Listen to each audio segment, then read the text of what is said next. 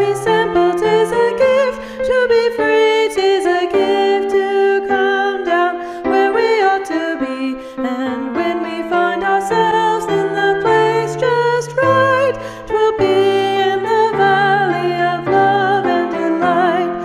When true simplicity is gained, to bow and to bend we shan't be ashamed. To turn will be our delight, till by turning we come round right.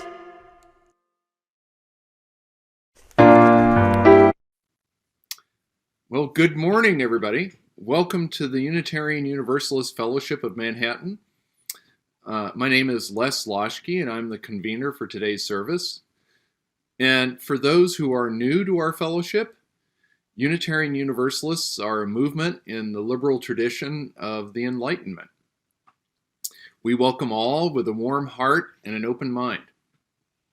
Whatever your religious background or lack thereof, whatever your job or your past, whatever your race, gender, or age, whether you're gay, straight, or bi, and whether you are able-bodied or physically challenged, you are welcome here. Welcome. And thank you for finding us on Zoom.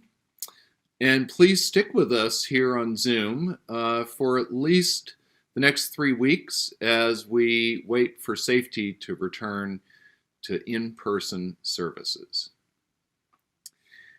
And from this week, you may have noticed that we have started putting the weekly announcements as a rotating slideshow for 5 minutes prior to starting the service. So if you like, you can come 5 minutes early in the future to see them. Otherwise, just keep your eye out for the weekly announcements from Sue.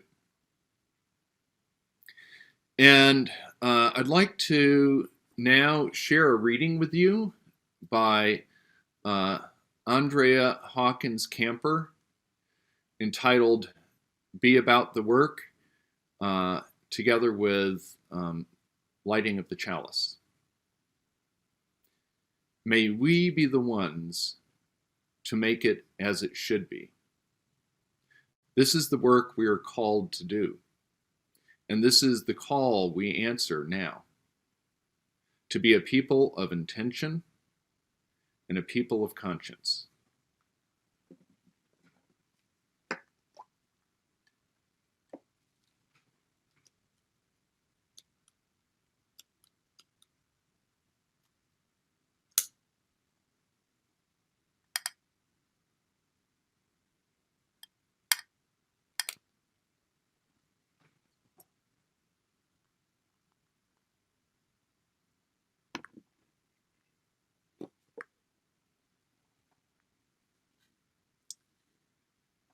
And now I'd like to share a reading by Howard Thurman that has been slightly modified, entitled My High Resolve.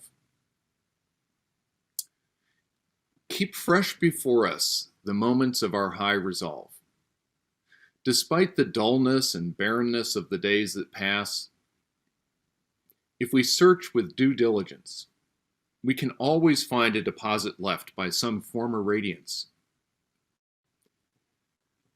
But we had forgotten. At the time, it was full-orbed, glorious, and resplendent. We were sure that we would never forget.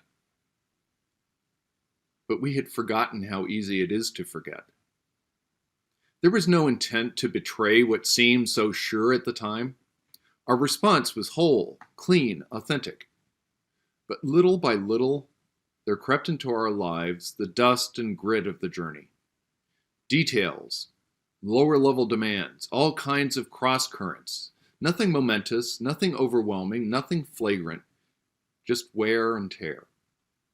If there had been some direct challenge, a clear-cut issue, we would have fought it to the end and beyond.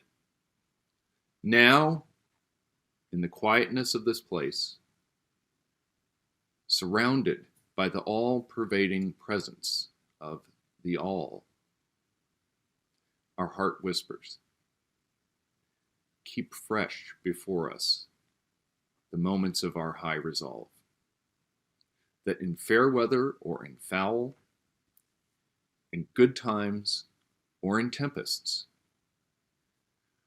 in the days of the darkness, when the foe are nameless or familiar, we may not forget that to which our life is committed.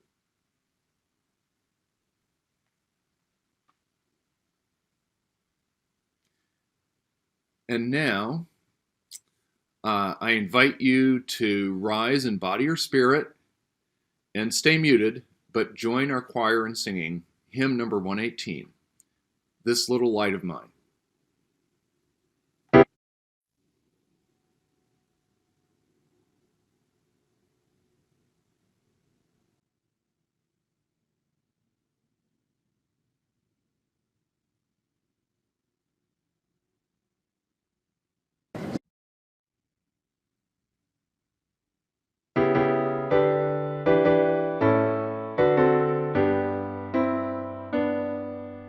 This little light of mine, I'm gonna let it shine. This little light of mine, I'm gonna let it shine.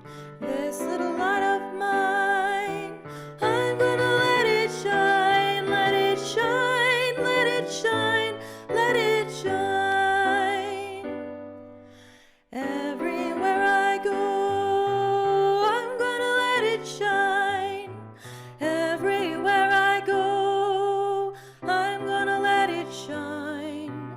Everywhere I go, I'm gonna let it shine. Let it shine, let it shine, let it shine. Building up a world, I'm gonna let it shine. Building up a world, I'm gonna let it shine.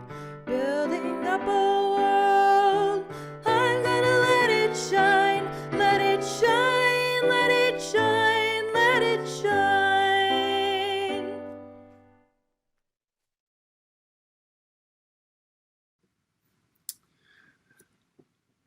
Okay, and now, for the time for all ages, we have a fitting speaker, Greta Thunberg, giving a speech in which she is schooling adults about their inaction on climate change.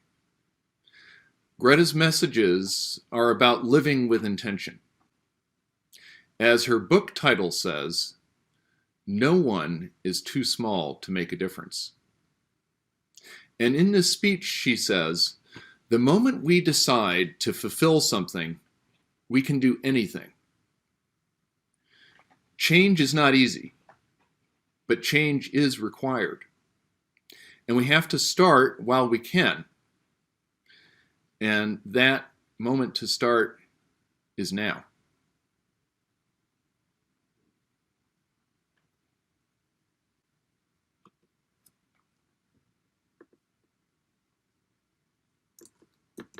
You lied to us.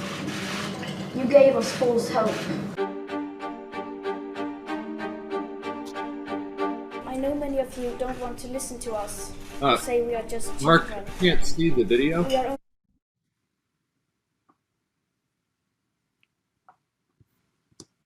All right, well, it shows on my screen. I could see I was seeing it.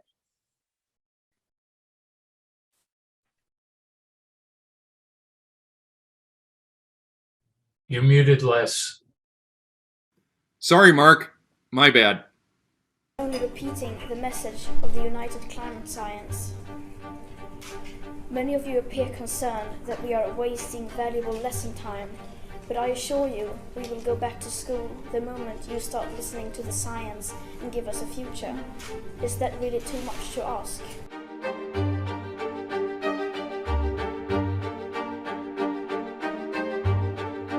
In the year 2030, I will be 26 years old. My little sister Beata will be 23, just like many of your own children or grandchildren. That is a great age we have been told, when you have all of your life ahead of you. but I'm not so sure it will be that great for us. I was fortunate to be born in a time and place where everyone told us to really be. I could become whatever I wanted to. I could live wherever I wanted to. People like me had everything we needed and more. Things our grandparents could not even dream of. We had everything we could ever wish for, and yet, now we may have nothing. Now we probably don't even have a future anymore. Because that future was sold, so that a small number of people could make unimaginable amounts of money. It was stolen from us every time you said that the sky was the limit and that you only live once. You lied to us. You gave us false hope. You told us that the future was something to look forward to. And the saddest thing is that most children are not even aware of the fate that awaits us. We will not understand it until it's too late. And yet, we are the lucky ones. Those who will be affected the hardest are already suffering the consequences, but their voices are not heard.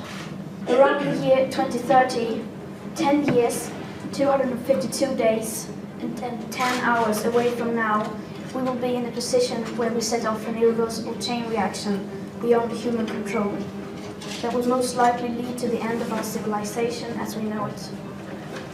That is unless in that time permanent and unprecedented changes in all aspects of society have taken place, including a reduction of our CO2 emissions by at least 50%. Many people say that we don't have any solutions to the climate crisis. And they are right, of course. Because how could we? How do you solve the greatest crisis humanity has ever faced? How do you solve a war? How do you solve going to the moon for the first time? How do you solve inventing new inventions? So exactly how do we solve that, you ask us, the children school striking for the climate? And we say no one knows for sure, but we have to stop burning fossil fuels and restore nature and many other things that we may not have quite figured out yet. That's not an answer, you say. So we say we have to start treating this crisis like a crisis, even if we don't have all the solutions, and act now. Avoiding climate breakdown will require cathedral thinking. We must lay the foundation while we may not know exactly how to build the ceiling. Sometimes we just simply have to find a way. The moment we decide to fulfill something, we can do anything. And I'm sure that the moment we start behaving as if we were in an emergency, we can avoid climate and ecological breakdown. Humans are very adaptable. We can still fix this. But the opportunity to do so will not last for long. We must start today. We have no more excuses. We children are not sacrificing our education and our childhood for you to tell us what you consider is politically possible in the society that you have created. We have not taken to the streets for you to take selfies with us and tell us that you really admire what we do. We children are doing this to wake the adults up. We children are doing this for you to put your differences aside and start acting as you would in a crisis. We children are doing this because we want our hopes and dreams back. Did you hear me? Yes. Is my English okay? Yes. Because I'm beginning to wonder.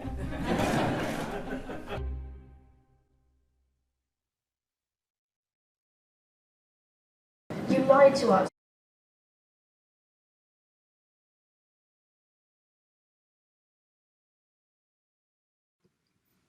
Some good things to be thinking about and acting upon. And in that spirit, our Helping Hands offering this month is Project Excel, which serves adults with developmental disabilities at the UUFM Community Learning Center. You can contribute to the offering by going to our website at uufm.net and clicking on Donate. You'll have the option of giving to Helping Hands, the Blessing Box, which is located at Wonder Workshop, or the UUFM General Operating Budget, or all of the above. You may also send a check by mail. Contributions are greatly appreciated and help to support all aspects of our fellowship. And we're going to be playing offertory next. And while you're listening to that, please write your joys and sorrows in the chat, and they'll be acknowledged after the offertory music. So now let's listen to a beautiful offertory performed by Renee Brown of Water from the Moon by David Lanz.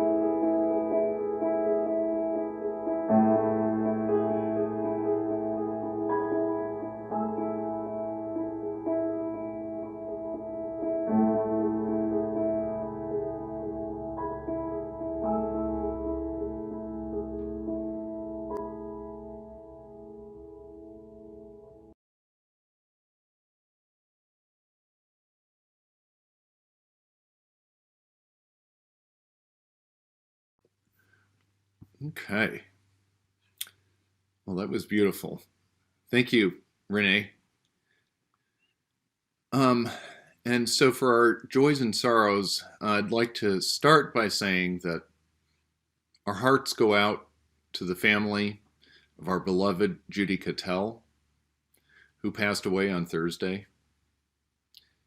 She and her late husband, Dick, lived long, good lives. And we miss them both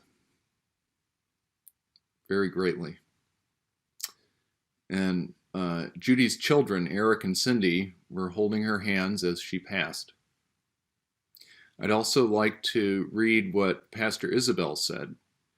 She said, "We hold Judy's family in our thoughts, her son Eric, and his wife Connie, and her daughter Cindy, and her husband John, who are here from Minneapolis. May our own journeys be so full, leaving such grace and goodwill in our wake as Judy's." And Michael Oldfather wanted to say much the same. Michael said, "We're so sad to lose Judy Cattell this week. She was the bee's knees. We'll miss her great sense of curiosity of the world." From Kathleen and Michael. And another concern that Dixie Morrow shares is that she's going to have back surgery again on February 11th at KU Medical Center. Her previous surgery has broken, probably due to a fall that she took. But she is feeling good about the plan to get well. So Dixie and Jean and family, we're all thinking about you, and we're sending you our best wishes for a good surgery and a speedy recovery. And a joy has been shared by Frank Siegel. He said, yesterday, he and his wife, Mary, celebrated their 50th wedding anniversary. And in the words of the Grateful Dead, what a long, strange trip it's been. He said he doesn't think either of them would have missed taking that trip. And he said he knows that he is thankful for it every day. Okay. So I also want to say that many of us are, a concern that many of us, I think, share is that the Voting Rights Act has been blocked in the Senate, and there are a lot of state legislatures around the country that have been writing new laws to limit the voting rights of many Americans. And so that's a concern and something that I think we need to act with intentionality to preserve the voting rights of every American. And before our next coming election in November. Okay.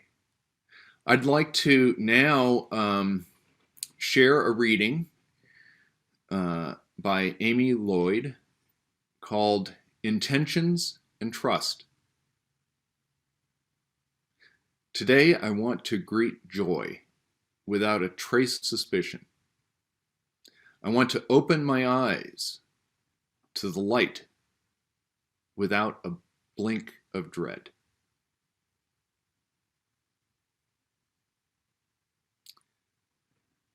And now, today, we're delighted to have a special guest speaker, Jim Hamilton. Jim is well known to many theater lovers in Manhattan because he was the founding director and also producer for the Experimental Theater Workshop at the Manhattan Arts Center. And Jim is also well known to those who are interested in or who have studied philosophy. Jim is an emeritus professor at K-State in the Department of Philosophy, where he has been developing a philosophy of theater spectatorship. So Jim is going to talk about these topics, theater and being a spectator of theater through the lens of living with intention. And his reflection for us today is entitled Committing to the Action. Hi.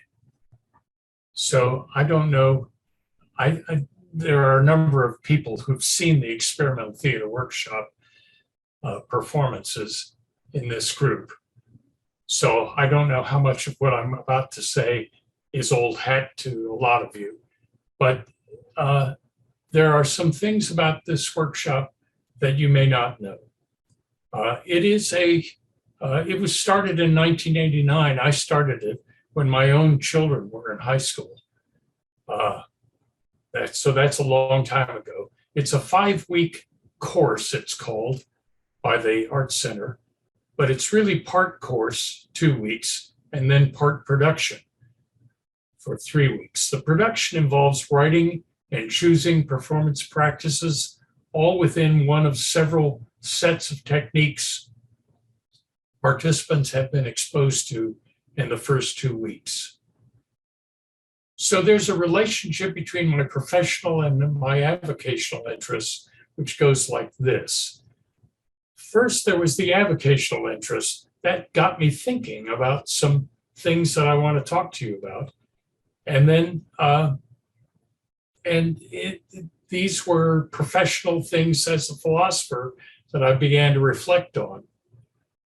I call the talk Committing to the Action because it is something we tell students in the workshop over and over again. We tell them to commit to the action. So what do we mean by that?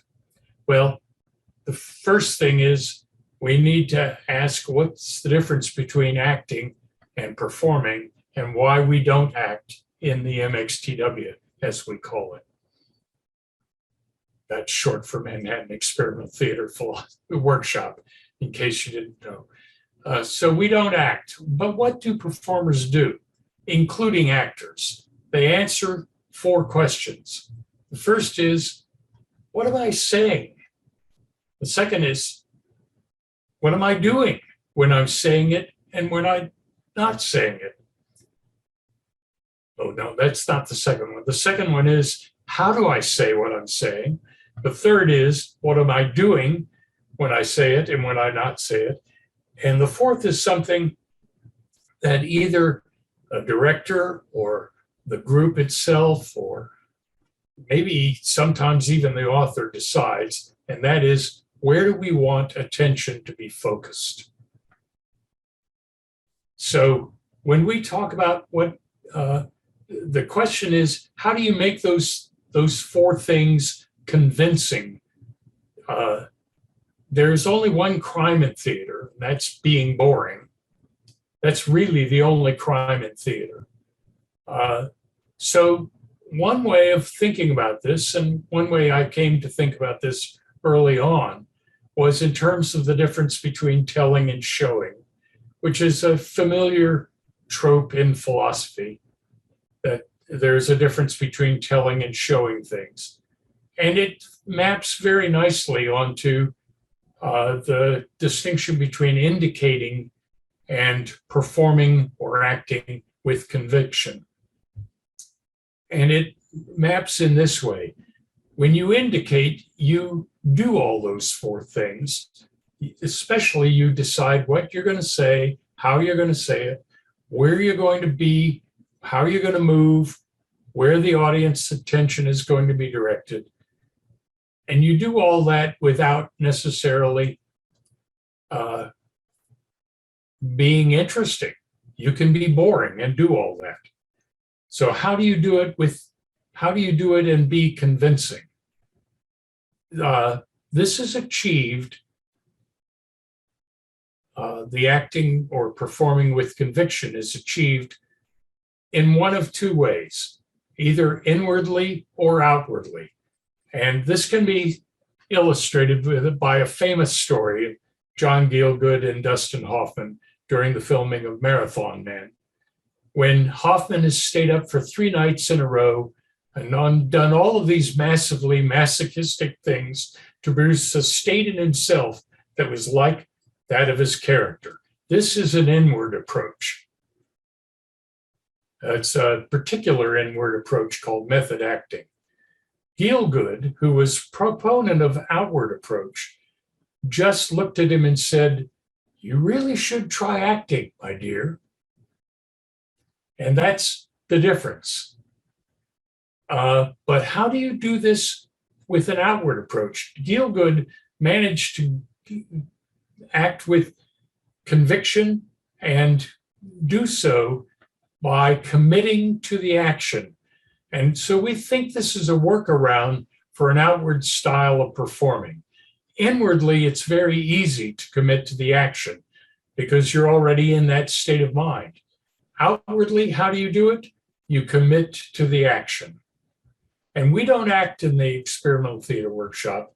We perform and we commit to the action. That's why we keep saying this. So what does this mean for spectators? Well, this puzzled me for a long time, spectating, because I thought a lot of people who saw what MXTW was doing understood what they saw, but invariably, they would say to me something like, well, I liked it or I disliked it, but I did not really understand it. And that began to bother me because it led me as a philosopher to think about the meaning of the word understanding. And of course, I had to think about acting too. So this in turn led me to think about behavior that suggests a person understands, even when they cannot say what it is they understood. So this led to a different kind of approach that I began to take in regards to theater. There's a standard view called reception theory, which says things like the spectator decides what it is they've seen, which I agree with. The spectator determines what it is they have seen, which I agree with. And then that's it. That's the end of the matter. I don't think that's the end of the matter, because I think what they're doing is learning what it is that the actors or performers have to teach them. Sometimes they learn a bit more than what it is that the performers have taught them, and I'll come back to that in a minute. But this is why they can do things that suggest that they understand, even when they cannot say what it is they've understood, because their behavior reveals it. So they learn these things, they learn how to do things, they learn an ability, and the ability is revealed in their behavior. Sometimes it is revealed in what they say. Occasionally it's revealed in what they say. But saying things about art, about any kind of art, including theater, is really difficult. So when they do give testimony about what it is they have seen, they do so by way of what we call honest signaling in learning theory. And it is the learning theory as opposed to reception theory that I've used.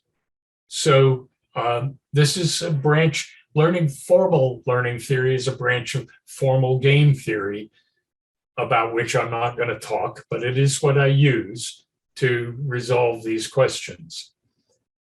So this is a kind of honest signaling again.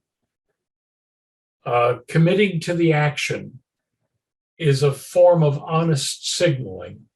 It is not a form of signaling where you reveal to an audience member or a spectator or a third party what it is you're really like, but it is a way of committing to the action that you want the audience member to understand, and they do understand it. They learn how to respond to it correctly.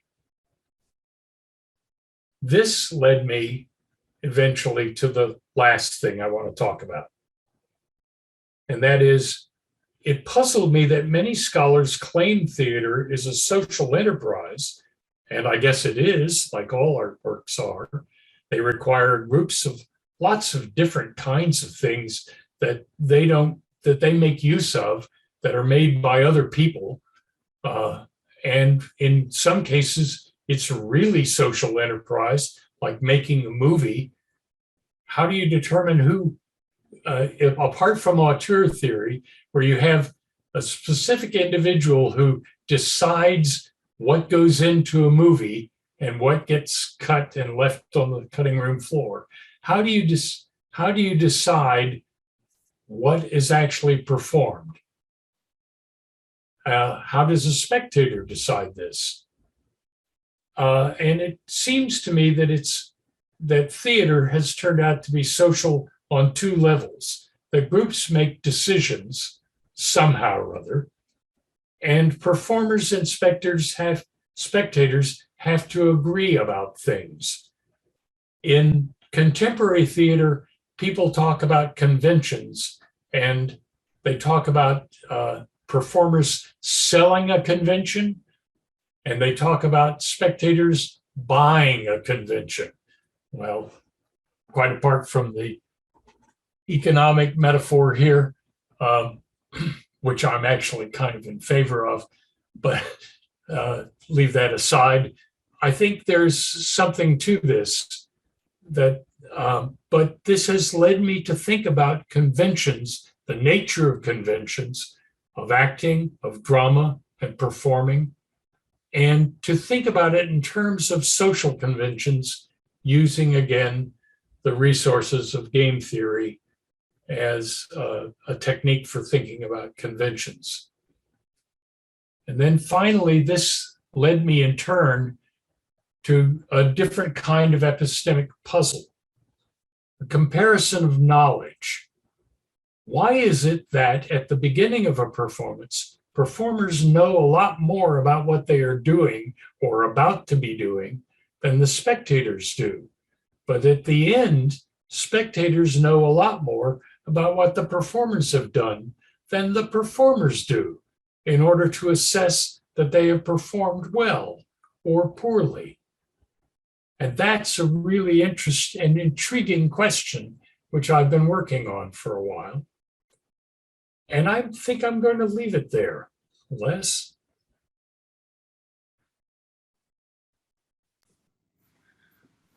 Okay. Let's see. Well, so Jim has left us with a very interesting question, and we have lots of time to do to give Jim our questions, our comments, and have a discussion. So please put any questions or comments or ideas or anything that occurs to you in the chat, and Rob can either read those out for you, or you can raise your hand using the reaction button on Zoom, and Rob will unmute you, and you can ask your question or make your comment through that way.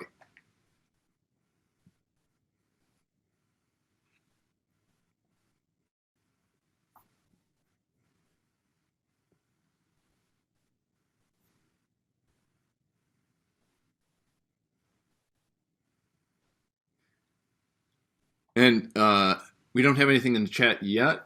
Is anybody? I don't know. I don't see any raised hand. Oh, here's a question from Dick Beeman. Dick asks, do audience members have an obligation to show the actors they are enjoying the performance during the performance by applauding, smiling, nodding, etc.? I don't think they have any obligation to do that. I think they do sometimes applaud, sometimes smile, sometimes nod. And I think that can be misleading too. Just as you know that some people don't know how to dance and yet seem to behave as though they know how to dance. So I don't think behavior is the I don't think the way a person is behaving is the mark of whether they've understood, but it is a behavior that fits with a description that they could give if they were thoughtful and reflective and had the wherewithal to give it. Great. And it looks like Sia has her hand raised. So I'm going to ask her to unmute here. There should be. Go ahead, Sia. Hey, Jim. Yeah. Haven't seen you in a while. Thank you. Yeah, it's been a while. Yeah. Hey, I'm thinking of, so you were talking about convention and I probably didn't understand. I'm sure I didn't understand all of it, but, and what the performers perform and what the hearers experience. And I'm thinking about, I do a lot of speaking, for instance, about microaggressions. So is an actor's intent to communicate one thing and the hearer, the audience, doesn't hear something else. And it reminds me of people who say, if you teach something and nobody learned it, you didn't teach it. So can you say a little bit about intent versus impact? And anyway. Well, like in any other area of life, our intentions can fail, right? So Yeah. we can intend to be doing one thing and end up doing something completely different, and show that by the way in which we perform this gesture. We can, in fact, fail to perform it the way we intended to. So I think that's entirely possible. That, in fact, I think that's a key into the epistemic puzzle. That's why at the beginning of a performance, performers know what they plan to do. They've got it in their heads. They know what they're going to do. They've rehearsed it for X many weeks, and they know exactly what they're going to do. But by the end of the day, they don't actually know what they've done. The spectators, however, get it. The ones who do get it. Well, they get something. And right. They get something. And they often get more than the performer actually knows what they've gotten. Yeah, it's very interesting. All right. Looks like Larry Weaver says, ask Jim, would you say again the I can act / perform? Looks like he wants you to go over that distinction again. So in some cases, in many cases, a spectator to a theater event cannot say what they've seen, but they do in fact understand it, and that's shown by their behavior. But the test for whether or not that behavior is in fact really an indication of understanding as opposed to an indication of grasping something that was not presented is the test of what they would say. Could they actually say it? Right. Okay. And then Anna has a comment here. Sorry that this isn't about live theater, but I've been watching a series that I think is full of wonderful revelations and great acting. When I mentioned this to a friend who had watched it, he said he couldn't watch it because the main character was such a horrible person. What can you say about the opposite impressions we had? I think those are impressions about what a performance means, what it's about, what it does, and rarely a description of what it is. And I think so when I talk about understanding, I talk about it as a description of what something is. And I think people generally agree on that. They disagree really vehemently, sometimes quite openly, as you, Anna, and your friend did, about what something means. That is, and there are TV shows that I cannot watch because they are either too sentimental for me or too schlocky or something. I don't know exactly what it is that makes you decide you don't. Maybe it is that you don't like the main actor. In fact, I think that's probably true. I was watching a show last night called The Undertaker, which is a German show, which I'm sure Larry Weaver would enjoy because he'd really appreciate the German in it. But I couldn't get the German in it. So I was watching it with subtitles, and I just hated it because I really didn't like the main actor. In fact, I didn't like any of the actors. I didn't think they did anything good except one actor who played a goth who is the assistant to the Undertaker. It was really he was sort of intriguing. But Okay, yeah, so looks like we have Jean and Dixie raising their hands. I'm going to ask them to unmute here and go ahead and ask their question. Hi, Gene Sievers here. My little bit of involvement with theater is when my younger daughter was a actor / set builder for Wamego High School's plays and presentations twice a year. I started out helping with the sets and ended up in just a couple plays being the designer and builder of all the sets and props. And this was quite a struggle for me because what I do is I'm a finished carpenter and a stickler for perfection and accuracy, and a potter. And I had to come to grips that I was after, just due to time restraints and budget and everything, creating effective illusions. And accuracy and most of what I'm about was a detriment, actually.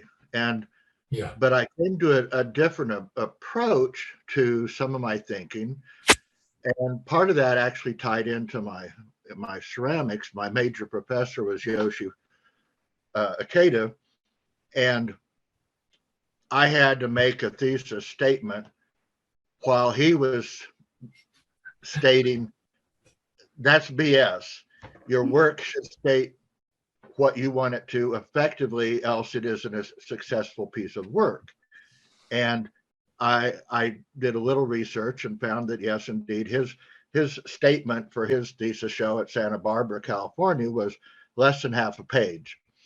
But anyway, I did what I was supposed to do. But I'm intrigued, if not necessarily the illusion, but with your covering of acting and being a spectator, how much do you think the little bit of unknown or the ambiguity or the mystery of whatever is being presented ties into things? Is that just kind of the gravy on the potatoes, if you will, or something that is integral from an acting coaching viewpoint, whatever? And then I can't resist. I'm almost sure you have a Julie Gibbs sculpture right behind your left shoulder. yeah, I do. Okay, thumbs up to that. Good friend. Yeah. I have one of yours too, and I'm really pleased to meet you, Gene. Oh my, I'm complimented. I have a couple of Yoshis, and one of yours, and one of Julie's, maybe two of Julie's. I'm not surprised. Yeah, I was on committees for Yoshi for a long time. I was the outside reader. I missed you for somehow. Yeah, I was I was an early student that may or may not have fit in. Judy Love helped present a few of my pieces to Yoshi for consideration, and he was just recently from California, and he looked at my stuff for about 5 seconds, and Judy said my intention, and Yoshi said, "That not good enough." Yeah, Yoshi And so was Judy famous said- for walking around in his classes and saying, "That's crap. I give you C." Yeah, but at least he didn't throw the students' work in the trash. But anyway, So Judy, in answer to your question, first, it depends upon the style. In some styles, illusion is really important. And in other styles, it's not so important at all. So it depends upon the style of performing you're doing. And in most high school productions, it is the style that requires illusion. So you really were working opposite of your training and background as a carpenter to build things that were really good and really sold well in terms of what they were. In theater, that's far less important, especially in kinds of theater where you're presenting something which is illusory.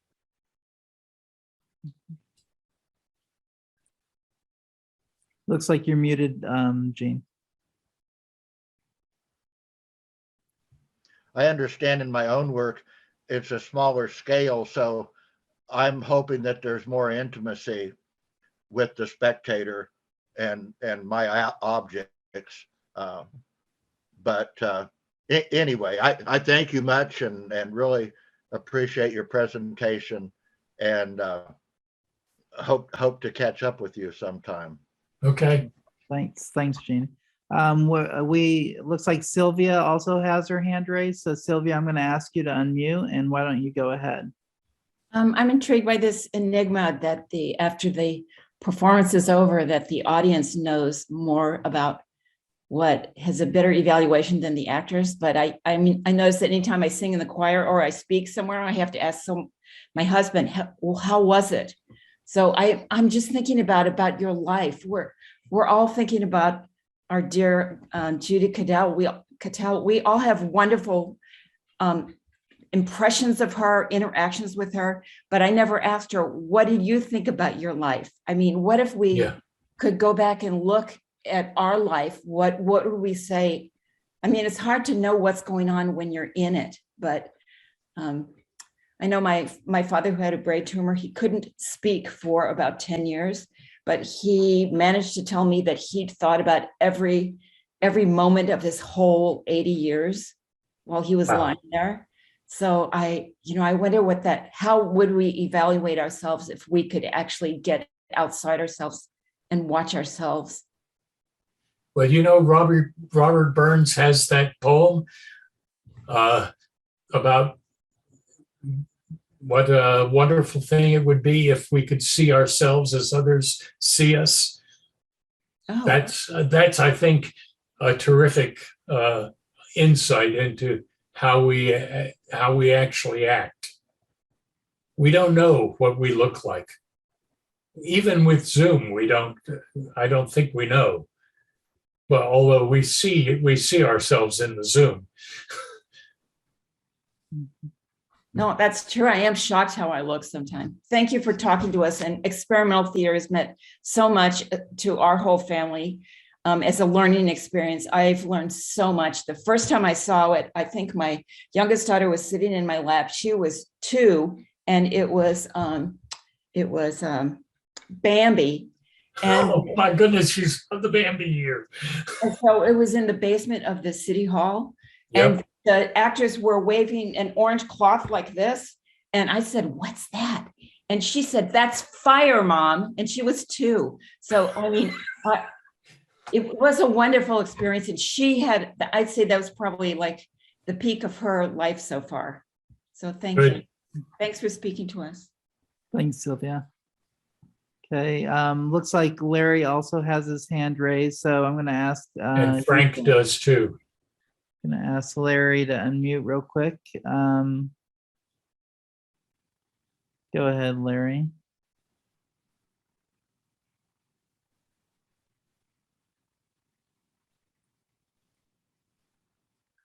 Have you unmuted, Larry? Here, click it again, Larry. You should see, okay. There you go. Okay. Jim, and you said that you didn't like The Undertaker because you didn't like the actors in The Undertaker. Was it the actors you didn't like or the characters you didn't like? That's difficult for me to assess. I think it was the actors I didn't like. I mean, for example, last night I left a program because the actors were far too good. They were terrific. And as the policeman actor put the suspect actor in a cell, and the suspect actor was clearly going crazy and couldn't stand being alone. And I saw that he was about to commit suicide and just left the room. Good. So those actors, the actor convinced you. Amen. Amen. Committed to the action. Yeah. And so a lot of times what I'm thinking about in liking or disliking a performance, or which is different from evaluating the performance, is it may be a very, very good performance that I really hate. Yes, that's true. Yeah. Okay. And maybe a trivial point, but would you say again the difference between being able to do something and then being unable to say what you've done? The reason I asked is that is actually coming from left field for you. This is in quantum mechanics. We can calculate whatever we want to calculate, but there's wide disagreement and sometimes intense disagreement about what it is that we have calculated. So would you just say again, in the theater context, what is it about you can act but can't say what you've done? No, I think in acting you know what you're about to do or know what you intend to do. But whether or not it's been successful is a matter of it's a matter out of your hands, actually. But I think the difference that you're talking about is when you calculate, you're describing something, but what you're describing, the interpretation of what it is you've described can vary a lot. But everyone, I would imagine that everyone who's party to that description agrees to the calculation, right? Oh yeah, we will. They just disagree about what it is they've calculated. Yep. What have they measured? Yep. Yep. So it's a difference in interpretation, not a difference in description. Yeah. No, that's right. That's right. Thank you. All right. Thanks, Larry. I understand Frank Sinkle has had his hand up, so I'm going to put him on here and ask him to unmute there. So you want to go ahead, Frank? Okay. Yeah. I wrote a piece in here in the chat. Left off the ing on willing, about what Aristotle said about theater. And what I'm going to say in addition to what I wrote in the chat, Harold Clurman was a director and theater critic and many years ago. And he wrote a piece called Lies Like Truth. And his thesis was that theater is a pack of lies. Nothing is happening on stage is real, but it's true. And we perceive that truth intuitively through the performance, if it's a good performance. And we gain that truth not logically, but intuitively. And the point that you make about the actor knowing what he is doing and the audience at the end knows more than the actor does is the case. I'm an actor. And I think that that is very true, because what you have done is to, if you have done a good job, is that you have led that audience to the end of the play, and they have grasped what the playwright was attempting to do, and the director's interpretation of that playwright's work. And that is more than was put into it from that the actor has done. And so I don't know if that makes sense, but and you need to put, and the necessary elements that Aristotle says that you have to have is critical distance and a willing suspension of disbelief. And they're kind of polar opposites. There is I don't know if you've ever seen Showboat. Yeah. But there is a scene in Showboat where the company on the showboat is giving a performance of a melodrama.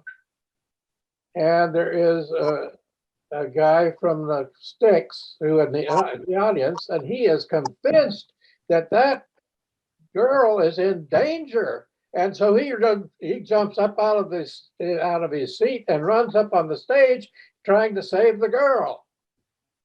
He has lost his, he does not have that suspension of disbelief. He does not have critical distance. Right. He's lost his critical distance. So I think I think, Frank, what you're saying is true if it works. And we've all seen performances where it doesn't work. So what do we say about those? And I'm not sure that we know exactly what to say.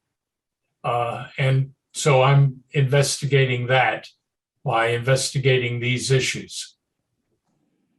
Mm-hmm. And I think we have time for one more question, maybe from Linda. Yeah.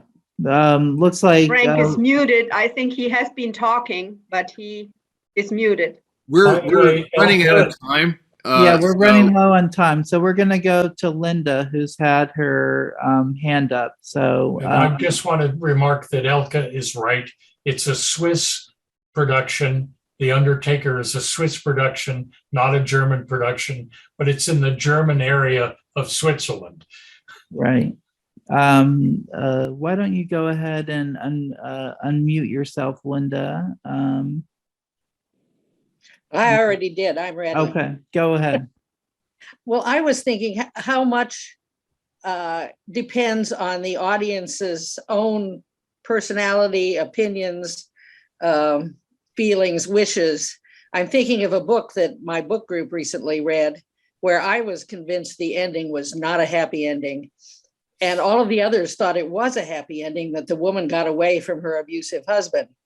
And I think, not that I wanted it to be an unhappy ending, but I think the others were influenced by the fact that they wanted her to get away. Yeah. And I think that in a play. Right. I think that's true, but you all agreed that she got away. No, I didn't agree. You didn't agree that she got away? No. No, I thought it was an unhappy ending, that her husband had killed her in the end.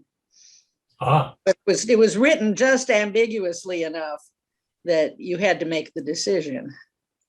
So, but did you all agree that it was written ambiguously enough that you had to make that decision? I'm not sure about that. Okay. So I'm wondering what you did agree on. I get what you disagreed about. Yeah. But well, I we think agreed on the fact that she should get away from this man, that he was abusive, and it was because of cultural influences, and it was an arranged marriage. They were Chinese or Indian. I'm not sure. Indian, I believe. maybe she didn't get away then. No, I don't think she did. I think if you understand Indian culture, in certain areas of Indian culture, you would say probably not. Well, they were in the United States, but she had never lived in the US, and he had for a while. And then his mother took him back to India to find a wife, because you have to marry a good Indian girl. Right. But and he went along with that willingly or unwillingly? Did he go along with that, going back to India willingly or unwillingly? He did go back willingly. Mm-hmm. So he bought into that part of the culture. Yes. Yeah. So I guess I'm going to guess that you're probably right about this, and that the rest of your reading group is wrong. But that's just my interpretation, and I don't even know what you read. But it's based upon, you're right about this, that audience reactions are based upon what they bring to it. And what they bring to it depends upon, a lot of how they interpret what it is about, what it means, even what has happened, depends upon background, but not everything. And in some cases, there's agreement about what has happened and disagreement about what it means, or what it's about, or what it is actually. And occasionally the question, what is it, can be an interpretive question, although it is more often a descriptive question. When it's an interpretive question, people can disagree about this, and they do. Okay, thanks, Jim. And I think that's where we're going to have to leave it for today. So thanks, Linda. Appreciate your question there. I'm going to turn it back over to Les here. Well, on that note, a wonderful reflection by Jim. So I really want to thank Jim for all the effort that you put into making that for us, and a fantastic discussion. I want to invite everyone to rise in body or spirit and stay muted, but join our choir in singing hymn number 1028, The Fire of Commitment.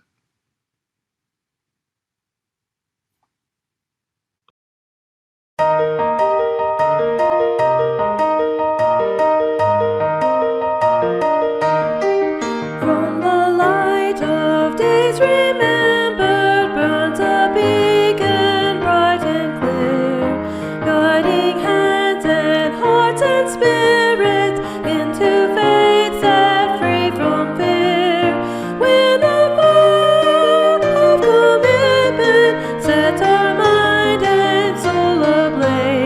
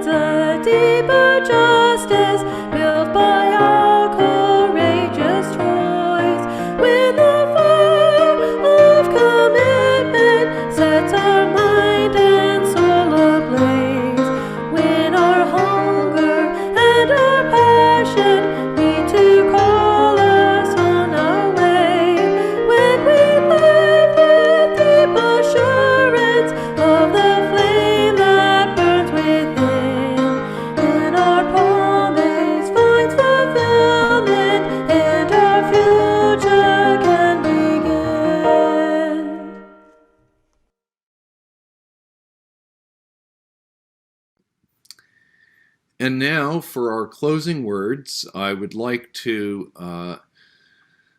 share a reading by Reverend Scott Taylor, which includes a quote from Richie Norton entitled, "The Daring of Our Intentions." May we dare to live from the center of our being. May we make our own choices before others' choices make us. May the fire that burns in our belly light our way. May our collective intention make the world shine anew. And with that, we'll end right on time. And anybody who would like to continue chatting with Jim can do that in the main room.